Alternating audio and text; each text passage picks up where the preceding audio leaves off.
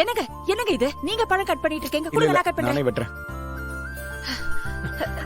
நீ எதுக்கு நிக்கிற? உட்கார் உட்கார் உட்கார் உட்கார் உட்கார் நான் உட்காரு உட்கார் உட்கார் பொறுமையா பொறுமையா பொறுமையா உட்கார். என்னாச்சு இந்த ஆளுக்கு?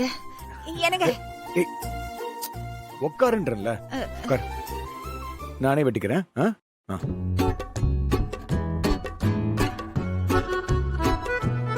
என்னங்க வழக்கமா இந்த வேலையெல்லாம் நான் தானங்க செய்வேன். இன்னைக்கு நீங்க செய்றீங்களேங்க. எனக்கு ரொம்ப ஆச்சரியமா இருக்குங்க. குடிக்கிறதுக்கு சைட் டிஷ் ரெடி பண்றீங்களா? ஏ லூசு லூசு, அதுக்கெல்லாம் இல்ல. எப்பவுமே நீதான் இந்த வேலையெல்லாம் செய்யணுமா?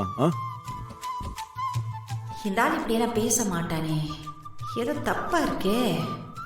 என் குழந்தைய, என் வாரிச, என் எதிர்காலத்தை, என் சோகத்தை எல்லாத்தையும் சாரி எல்லாத்தையும் கொண்டு வந்து தரப்போற அதிர்ஷ்ட தேவதைய நீ உன் வயித்துல சுமந்துகிட்டு இருக்க.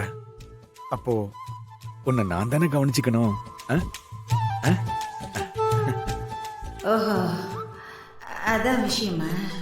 அப்போ கவனிப்பு எனக்கு இல்ல. வழக்கமா டாக்டர் இந்த மாதிரி கர்ப்பமா இருந்தா நிறைய ஃப்ரூட்ஸ் எடுத்துக்கணும், சத்தான உணவை சாப்பிடணும், அப்பதான் குழந்தை நல்ல போஷாக்காவும் ஆரோக்கியமாவும் வளரும் சொல்லுவாங்க. அதனாலதான் காலையிலேயே போய் கடைக்கடையா ஏறி சத்தான பழங்களை தேடி கண்டுபிடிச்சு அதுல எந்த பழம் உனக்கு ரொம்ப பிடிக்குன்னு உங்க அம்மா கிட்ட கேட்டு இந்த மாதிரி ஆப்பிள், ஆரஞ்சு, மாதுளம்பழம் எல்லாத்தையும் வாங்கிட்டு வந்திருக்கேன். நீ அந்த வேலை இந்த வேலைன்னு சொல்லிட்டு சாப்பிடாம இருப்ப.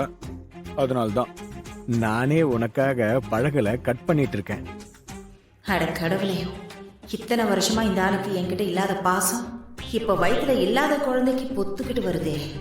இந்த அன்பையும் பாசத்தையும் முன்னாடியே காட்டி தொலைச்சிருந்தா சாதாரணமாவே குழந்தை பிறந்து இந்நேரம் என் குழந்தை ஸ்கூலுக்கே போயிருக்குமே.